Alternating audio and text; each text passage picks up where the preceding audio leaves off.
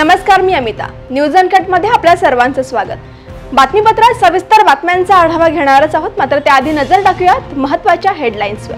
तिसऱ्या आघाडीबाबत ऐकून मनोरंजन झालं, अजित पवार यांचा टोला. पुण्यात बावधन बुद्रुक परिसरातील डोंगरात धुक्यामुळे हेलिकॉप्टर कोसळलं, तिघांचा मृत्यू. मालवण पुतळा दुर्घटना प्रकरणी जयदीप आपटेंचा जामीन नाकारला, सरकारी वकिलांची माहिती. महाराष्ट्रातील पूरग्रस्तांच्या मदतीसाठी केंद्र सरकारकडून निधी 1492 कोटी निधींसाठी महायुती सरकारने मानले केंद्राचे आभार. आता बातमी पाहूयात सविस्तर.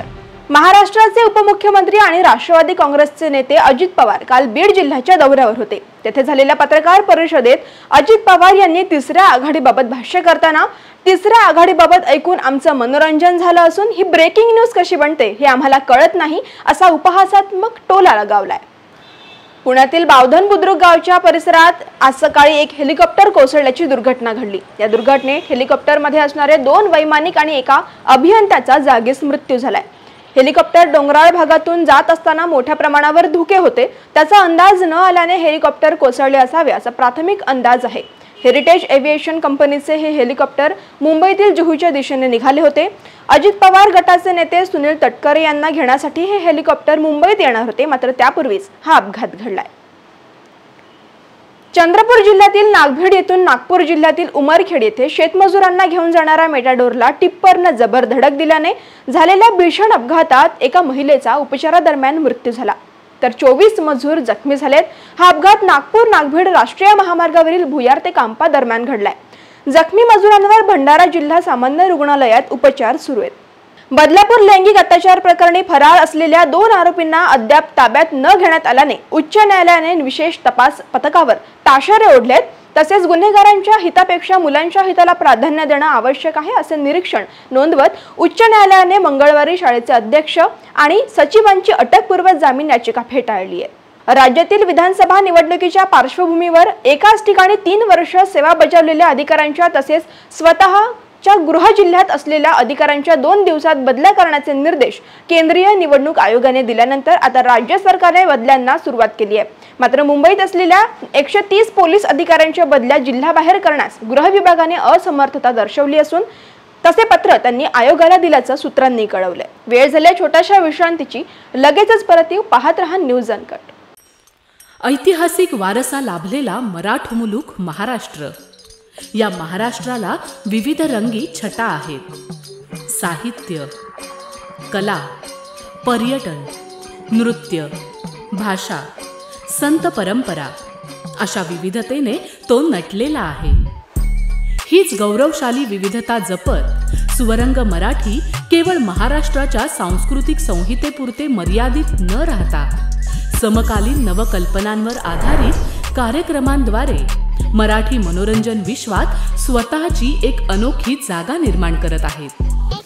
मराठी मनोरंजन क्षेत्रातील उत्तम दिग्दर्शक, लेखक आणि निर्मात्यांच्या प्रतिभेचा पुरेपूर वापर करून मनोरंजनाचा आगळा वेगळा रंग उधळण्यास आम्ही सज्ज आहोत.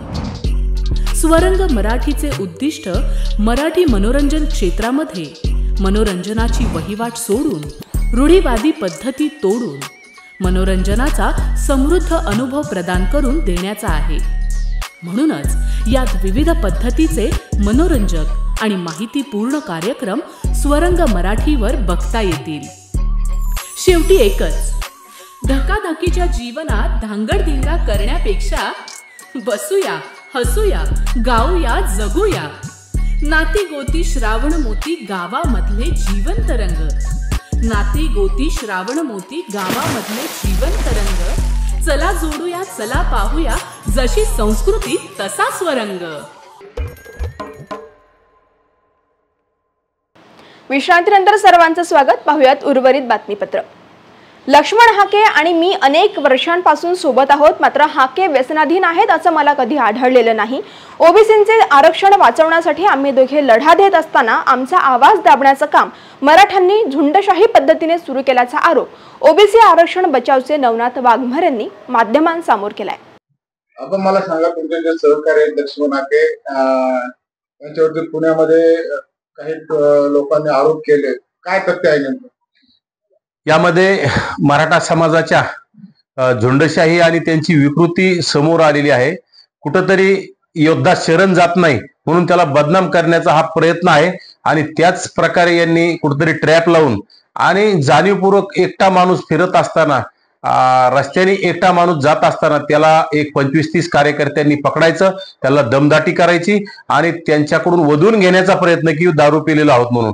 परंतु मी गेल्या अनेक वर्षापासून आणि विशेषतः गेल्या 6-7 महिन्यापासून उपोषण काळापासून हाके सरांच्या खांद्याला खांदा लावून काम करत असताना मला आजपर्यंत असं कुठलंही आढळून आलं नाही की हाके सरांना कुठलंही व्यसन आहे म्हणून।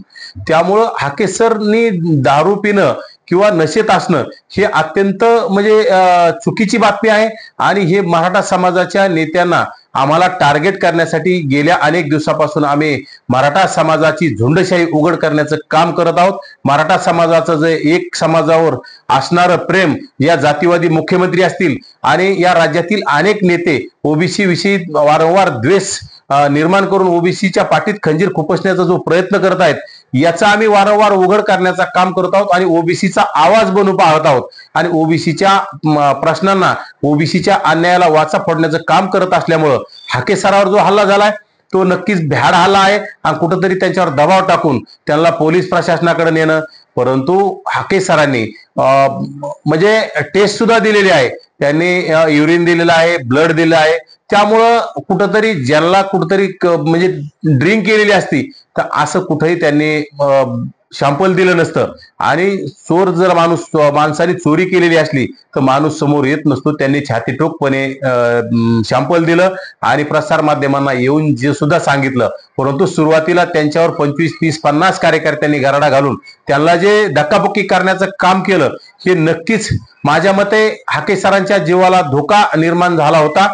परंतु सुदैवानं हाके सर याच्यातून बचावलेत, कारण ह्या मराठा झुंडशाहीला हाके सरांना आणि आम्हाला कुठेतरी बदनाम तर करायचंच आहे, पण आमच्या हत्या करायच्या आहेत की काय असं आम्हाला वाटू लागलंय। परंतु आमची या राज्याच्या गृहमंत्र्याला विनंती आहे, मुख्यमंत्री तर जातीवादीच आहेत परंतु गृहमंत्र्याला विनंती आहे की तुम्हाला एका समाजाचं संरक्षण करणं योग्य नाही, सर्व समाजाच्या कार्यकर्त्यांचं, सर्व समाजाच्या नेत्यांचं आपल्याकडून संरक्षण झालं पाहिजे आणि जर हाके सरांच्या जीविताला काही झालं असतं तर नक्कीच हा ओबीसी समाज स्वस्थ बसला नसता, महाराष्ट्र पेटून उठला असता। मला सांगा, कुठेतरी ओबीसी समाजासाठी किंवा आरक्षण पटवण्यासाठी जे काम करतात तर कुठेतरी तुमचा आवाज दाबण्याचा प्रकार आहे का? हा एक प्रकार, हा नक्कीच आवाज दाबण्याचा प्रकार आणि सोशल मीडियाच्या माध्यमातून हाके सरांचे फोटो व्हायरल करत असताना माझे सुद्धा माझ्या समोर दारूची बाटली वगैरे असं ते एडिट करून मॉर्फ करून फोटो तयार करणे आणि अशा कॉमेंट्स घाण टाकणे। आयुष्यात मी कधी असा चष्मा लावलेला नाही, मी कधी आयुष्यात दारू पिलेली नाही आणि चष्मा लावण्याचा कुठलाही सम मी आजपर्यंत लावला नाही।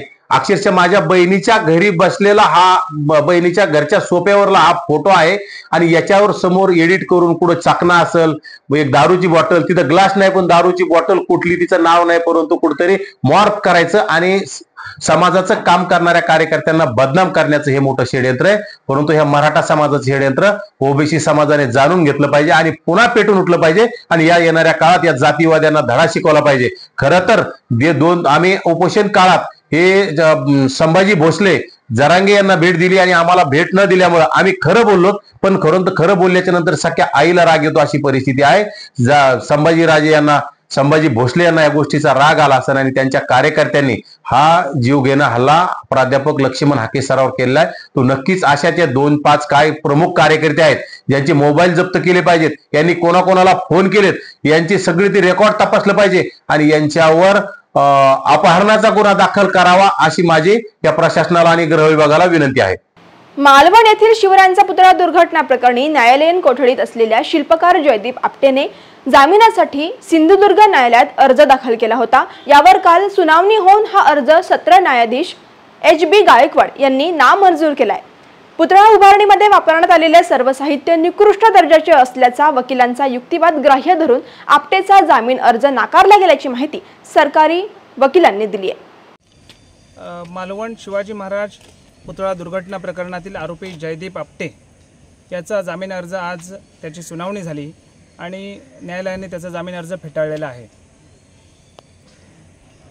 यामध्ये जयदीप आपटेची प्रायमरी इन्व्हॉल्वमेंट कशी आहे आणि त्याने हे टेंडर 2 कोटी 4 लाखाला घेतलेलं होतं आणि संपूर्ण पैसेसुद्धा त्याला मिळालेले आहेत, परंतु पुतळा उभारताना जे मटेरियल वापरलं आहे ते मटेरियल हे निकृष्ट दर्जाचं होतं आणि बांधकाम वगैरे सर्व ते निकृष्ट दर्जाचं झाल्यामुळे हा पुतळा कोसळला असं फाइंडिंग आलेलं आहे आणि त्याची इन्व्हॉल्वमेंट प्रायमरी असल्यामुळं हे न्यायालयाच्या निदर्शनास आणून दिलेलं आहे. न्यायालयाने त्याचा जामीन अर्ज फेटाळला.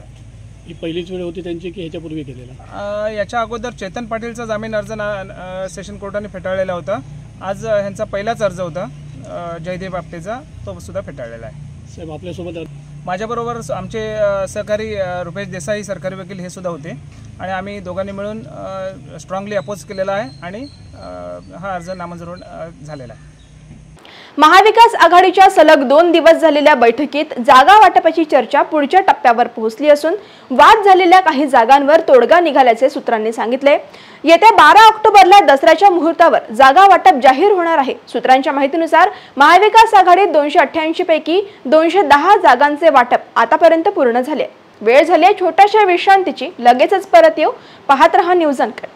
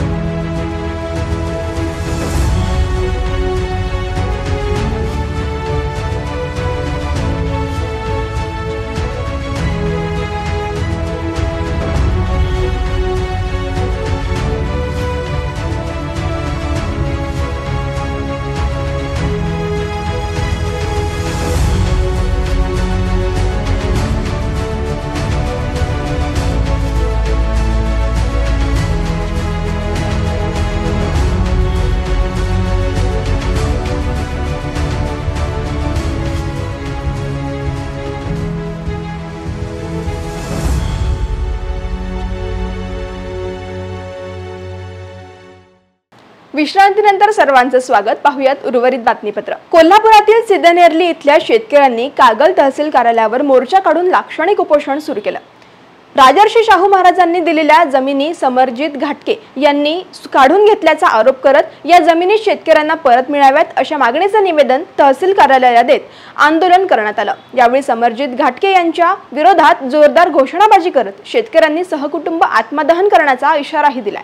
ओबीसी आंदोलक लक्ष्मण हाके यांच्यासोबत सोमवारी रात्री पुणे येथे झालेल्या घटनेच्या निषेधार्थ जालन्यातील वाडीगोद्री येथे ओबीसी समाज बांधवांनी काल रस्ता रोको आंदोलन केलं. धुळे सोलापूर महामार्गावर टायर जाळून निषेध व्यक्त करण्यात आल्याने वाहतूक ठप्प झाली होती. यावेळी पोलिसांनी हस्तक्षेप करत पुणे येथील घटनेतील आरोपी विरोधात गुन्हा दाखल केला असून त्यांच्यावर कडक कारवाई करण्याचं आश्वासन दिल्यानंतर आंदोलकांनी रस्ता रोको मागे घेतलाय. अतिवृष्टी आणि पुरामुळे बाधित देशातील 14 राज्यांना केंद्रीय आपत्ती निवारण निधीतून 5,858 कोटी 60 लाखांचा अग्रिम निधी मंजूर करण्यात आलाय. यात महाराष्ट्रातील पूरग्रस्तांसाठी सर्वाधिक 1,492 कोटी रुपये निधी केंद्रीय गृह मंत्रालयाकडून देण्यात आला असून त्यासाठी राज्यातील महायुती सरकारने केंद्र सरकारचे आभार मानले. बातमीपत्रात वेळ झाली आहे इथेच थांबण्याची. पाहत रहा न्यूज अनकट. धन्यवाद.